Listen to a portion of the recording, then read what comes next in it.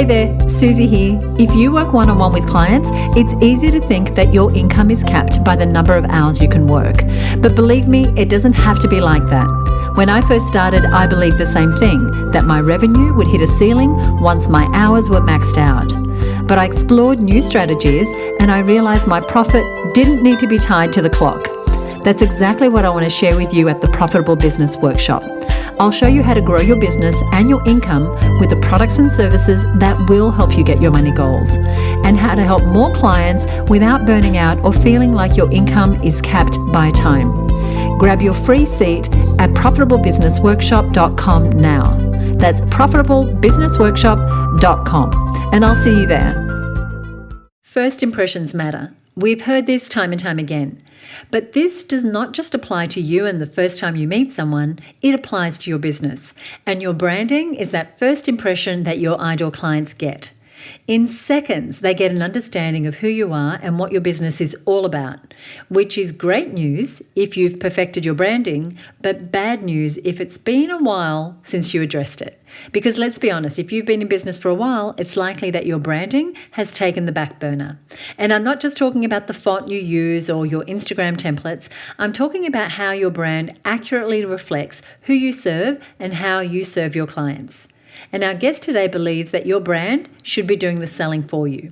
So let's talk about how to get in touch with your true brand identity, your client's perception of you, and how to turn your big, messy ideas into a curated and clear message.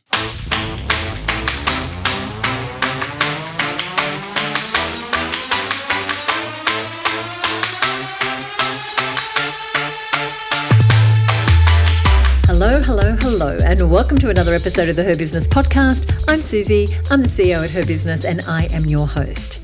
And our topic today is one that I believe is deeply misunderstood, especially amongst small business owners. Because when I say branding, what comes to mind? For many people, it's font choices or colours or what you decide to wear at your next photo shoot. And while all those things are important, branding goes a lot deeper. Your branding is often the first thing your ideal clients will see of you. It's the first thing that makes you a recognizable business. And today we're not just talking about what is bad branding, we're also talking about how to get your branding so spot on that it does the work for you. It actually sells for you. So by the time your clients get to your landing page or your website or they get that sales call, they already know that they want to buy from you because they already know you and they vibe with what your brand stands for. Now, this is a topic within sales and marketing that can get overlooked when there are more flashy topics like social media and sales funnels and other marketing strategies. But your branding is your foundation. It's your base and it's what we want to build from. And that's why we brought in the incredible Naomi Gora to talk about this topic. She is the CEO of Brand Whisperers. She helps business owners align their brand with their personality type and their personal values. And she also teaches her clients how to let branding do the selling for them. She helps business owners have that aha moment by realizing not just their vision, but how to communicate that vision right inside of their brand. And let me tell you now, she is an expert at her craft, and I can't wait for you to hear this interview because it is filled to the brim with the good stuff. Ready to jump in? Here we go. Naomi, hey, and welcome to the show. Oh, hi, Susie. Thanks for having me. I'm so excited to speak to you. We haven't talked in a little while, but we were just catching up before starting this recording and talking about how you've made some changes in your business. You're finding new ways that speak more directly to small business owners. And that is exactly who's listening. So I'm very excited to dive into our interview today. Very excited. Now, Thank you. Now, you've worked with clients across so many different industries, and you seem to be able to really find what is the core of each brand's identity. And brand applies, of course, whether you're a solopreneur or whether you're a multinational. How do you go about uncovering the essence of a brand, of a business?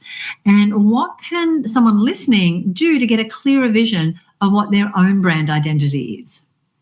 Oh, yes, of course. Yes, you're right. I do work across a lot of industries. I think sometimes when you're in business, there's sort of a need to niche down, but I have not done that by industry. I've done that more so by positioning, so branding and marketing positioning. So I tend to work with like market leaders or innovators. So that is sort of my niche. And I guess how I get to the core of who they are is that I don't ask them. You don't ask them? I don't ask them to tell me. I think this is the number one mistake. So often when you go to branding, branding studios, you fill in a brief and they say, what colours do you like? And, what imagery do you like and what don't you like? And I think as business owners, and especially women, we can not toot our own horns enough, or not really, we sort of stay in the background a little bit. So instead of asking people, I have a process that I take people through that asks side questions that go in the side door of their brains to pull out the information that they may not know. So that information is still all based on their expertise, like they're the experts on their business, but I just pull it out in a way that may not be stuck in the box that they have in their head of how their business is. Oh, that's so fascinating, right? Because when we have a form, we probably come from one perspective, like that is the way we answer that sort of question, where you're coming at it from a way that reveals really who they truly are, which I love. Yes. One of the biggest struggles that women business owners tend to face, in my experience, is really communicating their value. What's your process for turning what might be a big, messy idea about, excuse me, I'm going to do this again. I don't know why I have a frog in my throat. Right. Excuse me. One of the biggest struggles that women business owners face, at least in my experience, is clearly communicating their value. What's your process for turning a business's big kind of messy ideas into a message that actually resonates with its audience? Oh, yes. Yeah, and I think this is another thing about women business owners is we tend to downplay how wonderful we are. So many women in business that I know are like, oh, it's nothing. No, I just do this thing. So I think that's the first thing is don't rely on your own perception. Get somebody else to look at it for you because you can't see the forest for the trees. But the wonderful thing in that, and I know exactly what you mean about the messiness of what we think we do compared to what our customers and clients see, and distilling that into a simple thing.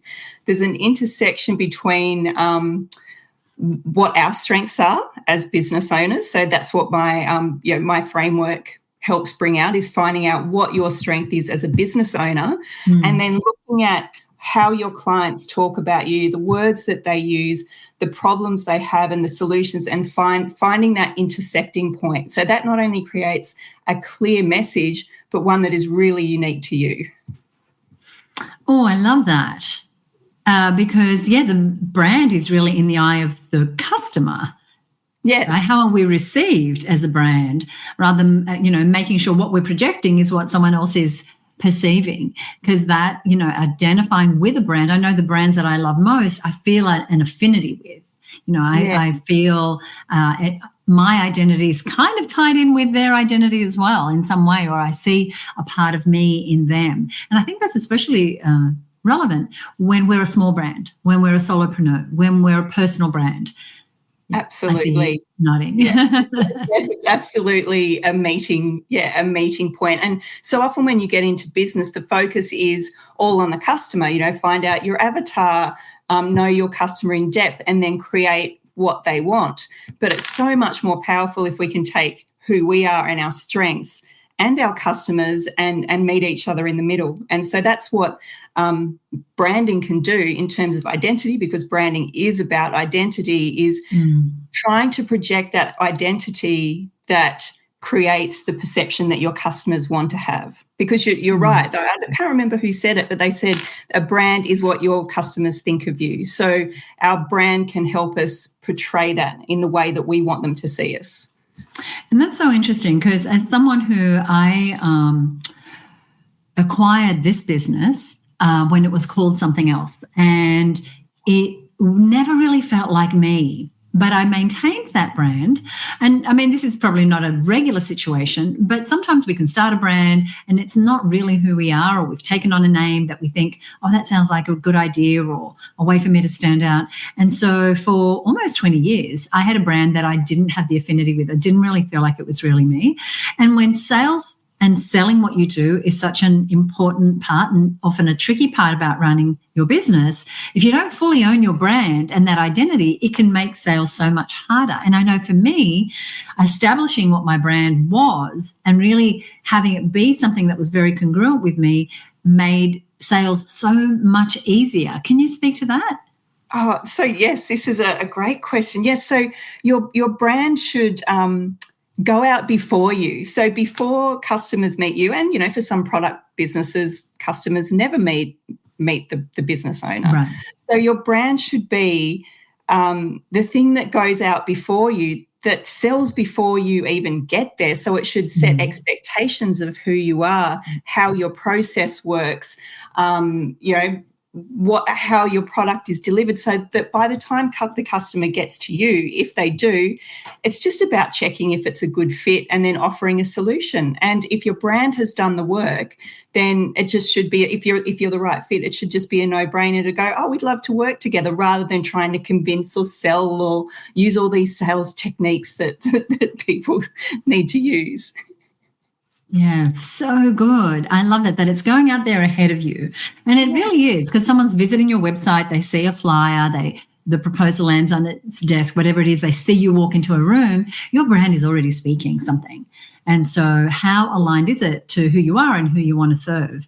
And for many, especially small business owners, especially those on a budget, but not exclusively them, it can sometimes feel like we are throwing spaghetti against the wall when it comes to our marketing. And one thing doesn't match with the other thing. And if you go to my website, that looks different to what my lead magnets look like, looks different to how I look on social media, et cetera, et cetera. So for those of us who might have a little bit of a throwing spaghetti against the wall feel to our brand, what could we do today to start creating a more strategic and brand-aligned marketing approach? Yeah, this is such a good question, and one of my favourite questions for the people that come to me, and I see sometimes struggling with that, is don't change it until you know what's broken. I just wish I could say that to everybody. So I see so many business owners putting things out there, and when I ask things like, well, what was the engagement on Instagram? How many people clicked on your link tree? How many people went to your website? There's programs called Hotjar where you can see how far people scroll down your page, what they're clicking on. They just look at me and go, what? Huh? And so they're assuming that what they put out is somehow flawed or just no good. It could be an offer or an ad, and they're just like, it was crap. I've got to go back to the drawing board. When if you follow those clues, those little clues along the way that, maybe people scrolled but they didn't click, it's like, well, they scrolled, so they must be interested, but something's holding them back. And then becoming a bit of a sleuth, a bit of a detective, and going, well, why? What? I know these people. What is missing on this page to make them feel safe to click? Or if it's an engagement thing, like nobody engaged on a social media post, like, was it all the content, or was it just that it wasn't a strong enough hook at the beginning? So really get into those details rather than throwing the baby out with the bathwater, so to speak. I love hearing your brilliance. I've seen way too many small business owners go, well, I just need a new logo, or I'm just going to redo all my branding, but there's really no basis. They haven't got the statistics. They haven't looked at, okay, where are people going? What are they actually responding to? They just know that there's not as much money in the bank at the end of the day as they want. And so they think, well, if I just invest in a rebrand, but maybe they don't know their ideal client. They don't have a good product service mix. There could be so many things but they think, oh, well, if I just change the look, feel, they will buy. So we know that's not true. Yes, absolutely. And the look and feel, like, you can just change a look and feel, but to what? And so my brand framework process, it goes through 4 sections. So first we look at the founder, like who the founder is and their values and what they stand for, because the more your brand stands for something really strongly, the more people will engage with it. And then we look at the marketing, like how are you getting people to your business? What sort of marketing do you like to do as the type of founder you are? Then the brand strategy, and then only then, once we've got that strategy solid with your customers, competitors, we've positioned you as in a really good niche in your industry, then we look at the pretty stuff. Oh, I love that, right? Because often it's the opposite. Yes. that people are doing. And so they're not being strategic. And this is what you help clients do, to be really strategic about their brand. Now, you mentioned your framework a couple of times. I want to dive into that because it's the brand archetypes for small business framework. Can you tell us a little bit about what it is, what it's designed to do, and the kind of analysis that allows us to give great benefit to how we operate and run our businesses? Yes, sure. So this is one of my favorite things. So I spent about 5 years perfecting this framework. And yes, there is, if a lot of people are aware, or you may have seen it, there is a framework called brand archetypes. It's like the sage and the girl next door and there's 12 of them anyway. And so I started using them in my own branding, but it just wasn't landing right. There were things that it said, if you are this sort of person, then this is what your brand should look like. But that wasn't actually translating into the type of people I was working with. Right. And so what I sort of figured out is that they're all built around really like the big Fortune 500 companies, the massive companies like the Disneys and Patagonia and the big American companies that have multiple teams and multiple layers of management, where they need something to grasp onto, like an identity. For that brand to stay cohesive and coherent across all those people. Whereas when you look at businesses of our size, usually the founder, there's usually not a management structure in yet, or the founder is involved in all the day-to-day operations mostly. So what I've done is changed it to be more around who the founder is. So looking at different types of founder personalities and then structuring those brands to support their strengths, what they're good at, and also avoid what they don't like. Like I've got one client, she runs a linen company, and her brand archetype is the truth seeker, or what I also call the invisible founder. So these people do not want to be seen. They do not want to be the face of their business. They don't want phone numbers on their websites. But when she was setting up her business, all the advice that she was getting was like, you have to put a founder story up or people aren't going to engage with you. You have to put your phone number on your website or, you won't get calls. And she was like, I can't do this. This is just not me. So knowing her archetype as the introverted truth seeker, these people love details and love research. And so what she did with her linen company, she found there was a lot of confusion with thread count. And so she went to Israel, to Portugal, to all these places around the world, visiting, cotton factories and how to make sheets. And she made this incredibly technically advanced sheet. And so that's what we centered her brand around, her technical expertise. And now she gets, there's so many conversations on forums like Reddit, that are organically, people are talking about the technical expertise of this. And so she doesn't have to do photo shoots with interior design, which she's like, I don't know about interior design and how to make a bed, that I don't know about that. So she doesn't have to do photo shoots. She doesn't have to have a phone number on there. There's not a picture of her on the internet anywhere. Interesting. And it all runs through this strength of hers while while avoiding, well, I don't know if they're weaknesses, stresses, I call them, stresses rather than weaknesses. And because what can be more comforting than feeling like you're being truly you and expressing yourself for who you really are and not feeling like you have to do stuff that really rubs you up the wrong way. Now, for someone else, having their photos up there, beaming and smiling and having the phone numbers and all the social channels, that might be the perfect thing for their brand. And I'm sure that your analysis, your framework would help them identify that. One of the places that a lot of us spend a lot of time representing our brands is in the content that we create, whether that's blog posts, podcasts, videos, social posts, etc. Talk to us a little bit about maintaining brand consistency when it comes to creating content. Oh, yes, this is a good one as well. So I'm going to say something maybe I'm full of good questions. So I'm going to say something maybe a little bit controversial and say your brand should not be creative.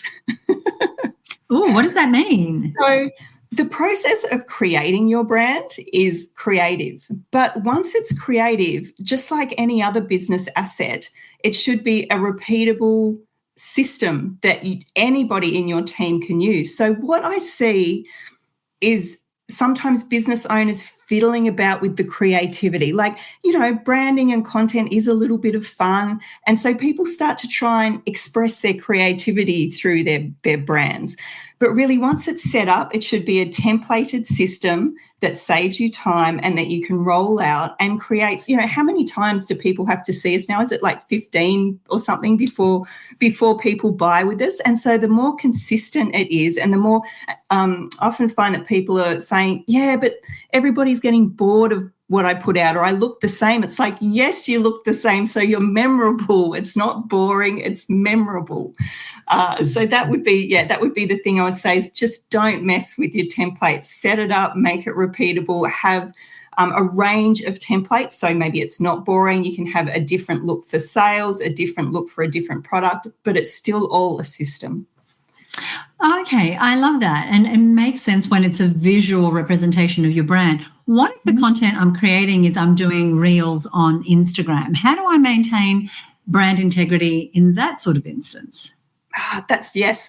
So the thing that with socials and reels is you don't have your logo there to support you. So the thing is, when you're scrolling, someone should be able to know it's you without seeing your logo. So it's like, well, if my logo is not my brand, like, what do I use then? So it's about picking a number of styles. So if you've got some people work on content pillars, I've seen, and some people work on business outcomes. So they have, content that is just meant for awareness, content that is meant to make an offer, content that is made to grow their email list with lead magnets, that they have a similar look and feel. So if you look at the lighting you use, make sure that the lighting's always the same if it's a video, the same background in your photos. Or some people are, some people might make a space in their studio where they sit and they say the same thing all the time.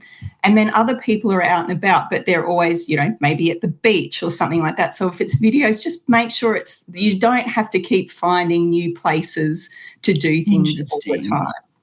That's so interesting. There's a woman that I met in Austin last year, and she specializes in working with intuition. And she has grown her following through the roof by producing a daily video. They're no more than, 60 seconds long. She's always in the same sort of background, like she changes her clothes, obviously. But if you look at her feed, it's it's her. It's her. She's pretty much positioned the same way, and she's sharing some new piece of content. There's someone else my partner was telling me about who, this sounds a bit dangerous, but he is always in his car. And he's got the camera, and they're always consistent. And I know for me, I do a lot of it in my house, and I keep finding different spots. But I guess after a while, people will recognize that it's the same environment. But I keep thinking, I really should find more backgrounds. But you're saying that's not necessary. No, actually, and this is the same for me as well. The accounts that I love the most, like you flick, and then because the background's the same, you don't have to process it. You don't have to process it. Sorry. So when you flick, if it's someone that you've seen before, you're like, oh, it's them, they're back. Whereas if they're always in different places, it takes you a moment to go, oh yeah, that's them. But when you just see that same visual and you associate it in your head with a pleasant feeling that you had last time you watched them, then you just settled in not to flick.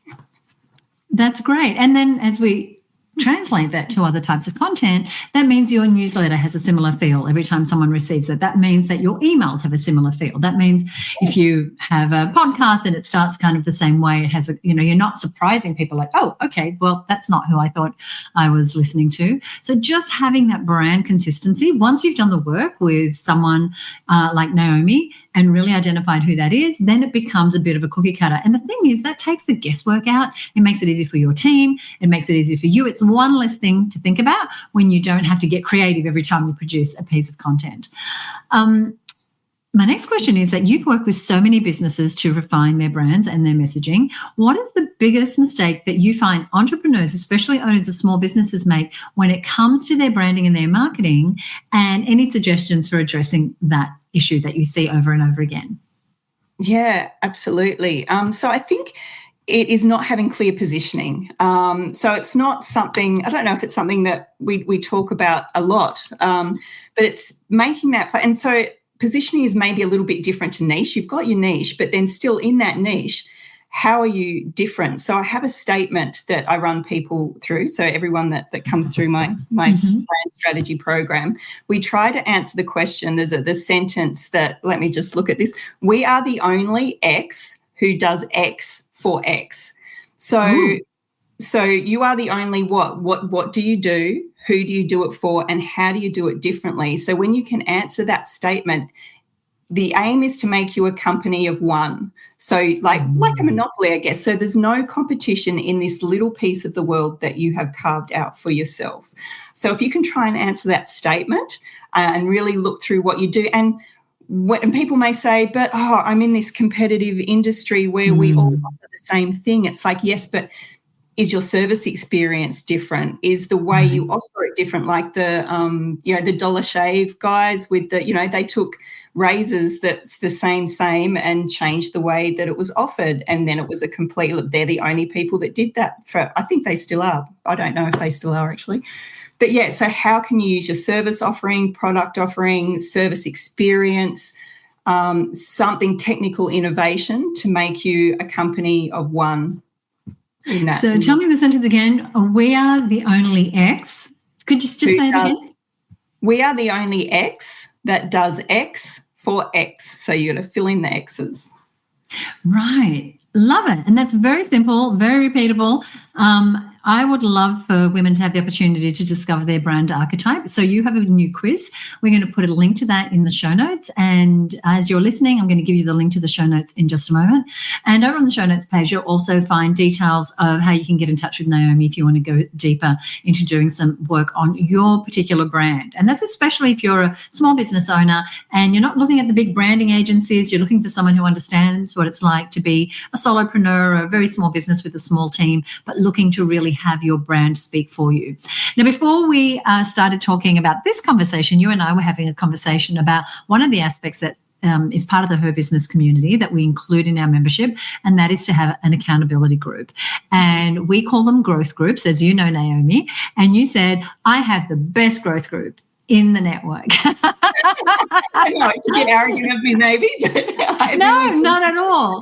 I love it. And so accountability groups are groups of like-minded women of similar-sized businesses with similar length of time in business or similar-sized teams. Anyway, they have some common elements that makes them good growth group buddies. And you've been in your group for a while. Just tell us a little bit about the benefits for you and, as you see it, the other members in the group of being part of this ongoing structure that supports accountability. Yeah, it's absolutely accountability, and it's also camaraderie, I think. The small business world can be really lonely. Sometimes you feel like you're really in it on your own. And even if you sort of meet people, you don't get that bond where you feel like you can just drop your bundle or, ask this thing or go, I'm failing. I don't know what I don't know what I should do. But with the growth group, so our growth group, I think we've been together for over a year, maybe, a year and a half. Yeah, at least I'd say. Mm-hmm. At least, I think. And we meet fortnightly. And the wonderful thing is that, yes, we're in a similar stage of business. So you know that when you are coming with a problem or something you're not sure of, that they're going to get it. They're at sort of the same level. We're at the same level as each other. And they all have quite different skills. So you're tapping into like experts. There's marketing, advertising, websites, coaching, accounting, all sorts of things that we can tap into each other and to say how would you approach this. And at the end of every session, so we get, I think, 10 minutes each, and you always get a nugget of gold to just get to that next level. Well, congratulations on the length of time that you've been in your growth group. And the thing with this sort of thing is it takes a little time to get to know each other, trust each other, be able to second guess, what that person really needs, whether you're being the cheerleader on the sidelines or whether you're being that gentle nudge in their back that says, come on, you said you wanted this. Now, let's take some action. And so that's the power of the accountability groups. And if you're listening and you are a member of the Her Business Network, you definitely want to apply to be part of a growth group. And if you're listening and you're not a member of the Her Business Network, simply head to herbusinessnetwork.com to join the wait list for the next time we open the doors. Now, Naomi, at Her Business, as you know, our tagline is do what you love every day. So what does a perfect day in business life look like for you when you are doing what you love?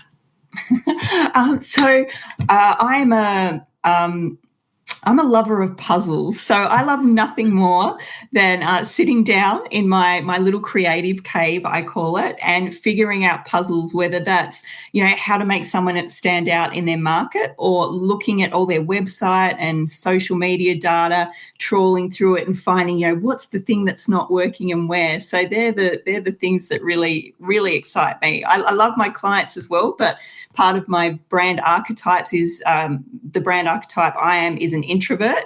So I love my people, but I love being away in my creative cave finding solutions. Well, I can't wait to do the quiz and find out what mine is. I kind of have a feeling, but it's interesting, right, to see how we perceive ourselves and how it actually shows up. Thank you so much for joining me here on the show. Is there anything you'd like to leave us with? Oh, no, thank you for having me. It's just been, it's been wonderful to be here. And I really love being, just for anybody out there who's listening, being part of this network is such an enriching and inspiring experience. Thank you, Naomi. Wow, right? What a goldmine of knowledge. I love what Naomi said about getting to the heart of your brand, really getting to the core. Because if you have felt that the way people perceive you is inconsistent, if you know that your brand looks a bit hodgepodge at the moment, here's the thing, it's not time for yet another logo. It's not time for an expensive website makeover.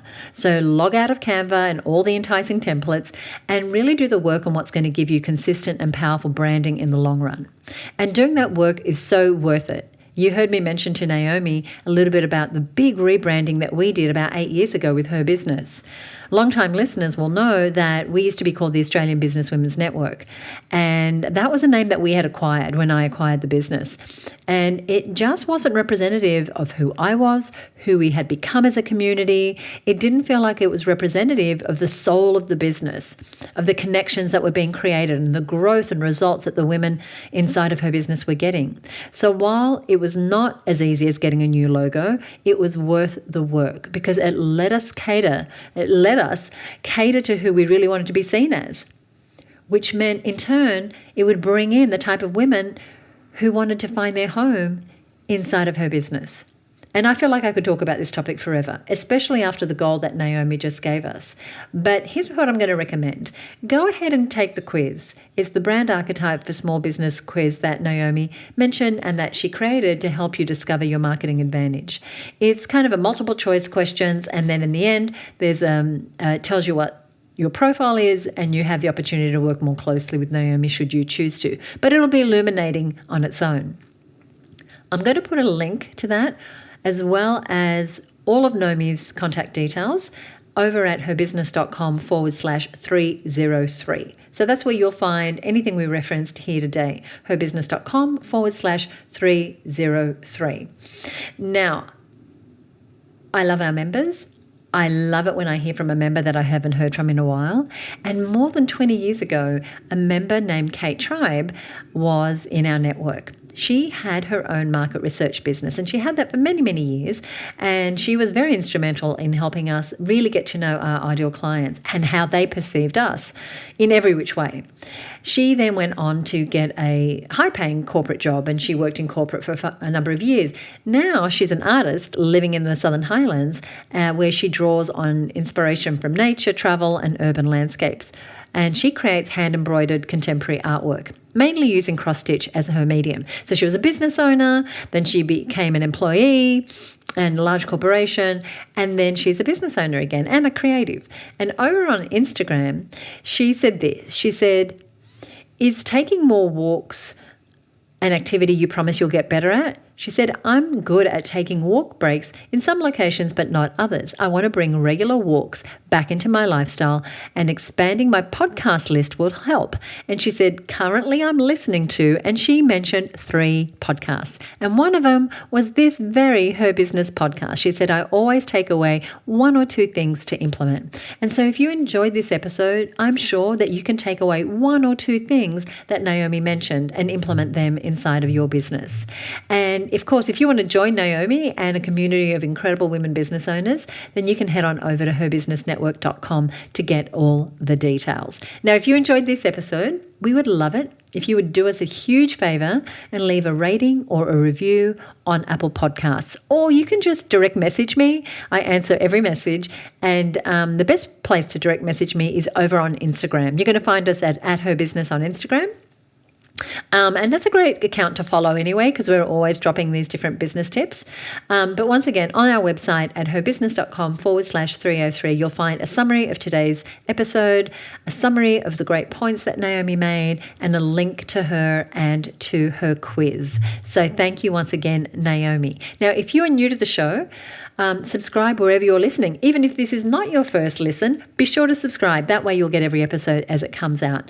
And join me next week right here on the Her Business podcast. Bye for now.